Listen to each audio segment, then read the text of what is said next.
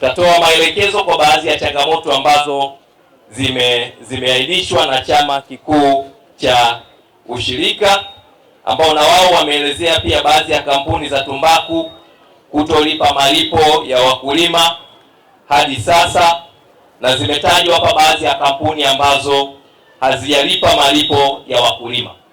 Sasa kwenye changamoto kama hizi, tunatarajia kwamba kabla hawajaanza kununua tumbaku, tunategemea kwamba haya malipo ya wakulima, hasa wakulima kutoka katika wilaya ya Chunya, watakuwa wameyalipa. Nimeambiwa hapa na chama kikuu kwamba wakulima wanadai takribani zaidi ya milioni 900 au kama bilioni 1 hivi kutoka kwenye baadhi ya kampuni ambazo zinazohusika na ununuzi wa tumbaku. Sasa kitendo cha kutolipa madeni ya wakulima, tafsiri yake ni kuwarudisha nyuma katika maendeleo yao, kwa sababu wao wanalima ili waweze kupata fedha na wawekeze katika maisha yao ya kila siku. Sasa kama mpaka kufikia leo hii sisi kampuni tumenunua tumbaku ya wakulima, hatujawalipa na tunaingia katika msimu mpya wa tumbaku, bado hatujalipa madeni, mimi sitarajii kama bodi ya tumbaku, kampuni hizi ambazo hazijalipa madeni ya wakulima mtaendelea kuwapatia leseni waendelee kununua tumbaku, pamoja na masharti mengine yaliyoko kwenye utaratibu za utoaji wa leseni. Lakini tuwaombe, ongezeni na takwa hili, kama kampuni hawajalipa madeni ya wakulima, hakuna sababu ya kumpatia tena leseni aweze kuendelea tena kununua tumbaku. Kwanza atulipe kwanza madeni ya wakulima kabla ya kuendelea tena kununua tumbaku nyingine. Lakini nitoe rai kwa kampuni zote ambao mnanunua tumbaku mwaka huu katika mkoa wetu wa Songwe, lakini hali kadhalika katika mkoa wa Mbeya, tusingependa kusikia kampuni inanunua tumbaku alafu hailipi madeni ya wakulima. Wakulima hao wanatumia gharama kubwa, wanaingia shambani, wanalima, wanafuata kanuni, wananunua mbolea, wanachukua mikopo, then kutowalipa madeni yao, tafsiri yake unataka kumrudisha nyuma.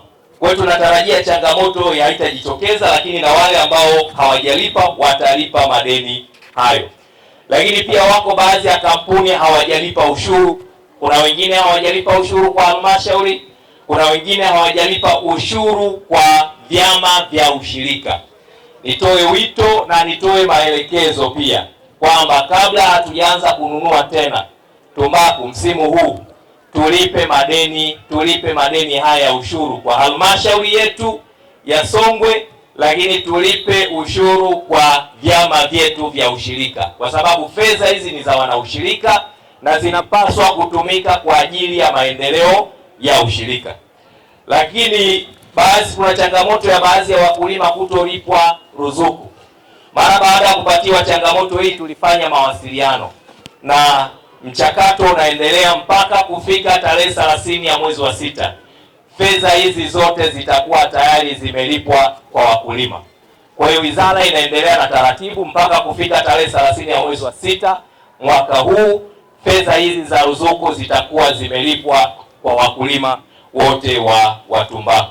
Mheshimiwa mgeni rasmi, nimesema natamani sijui neno gani, kwa sababu ninaamini una majukumu mengi, lakini kwa kuona uzito wa jambo hili uliamua kuacha shughuli nyingine zote, pamoja na kwamba kuna nyingine umeshazifanya leo, lakini ukaja kuungana na wakulima wa tumbaku wa wilaya ya Songwe pamoja na wilaya ya Chunya katika shughuli nzito ya sherehe za ufunguzi ambazo zimebeba maumivu na majonzi mazito kwenye masoko yanayoendelea msimu huu.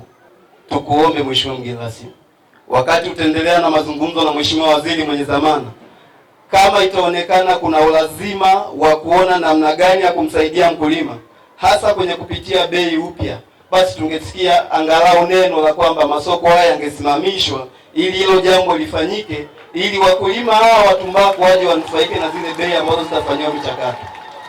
Masoko haya yangesimamishwa ili mchakato ufanyike, na baada ya hapo ili vyama hivi visife. Lakini Mheshimiwa mgeni rasmi, kama bei hizi zitaendelea, ni kuahidi vyama hivi vinaenda kupotea vyote.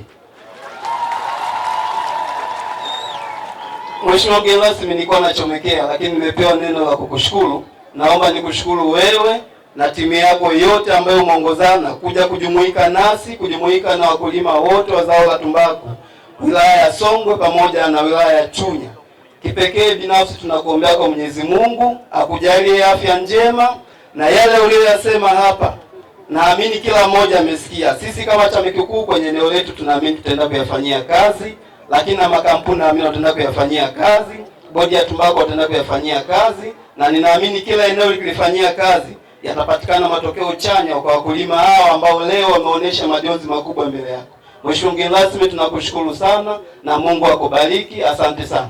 Endelea kutufuatilia kupitia YouTube ambako tunapatikana kwa Chunya DC Online.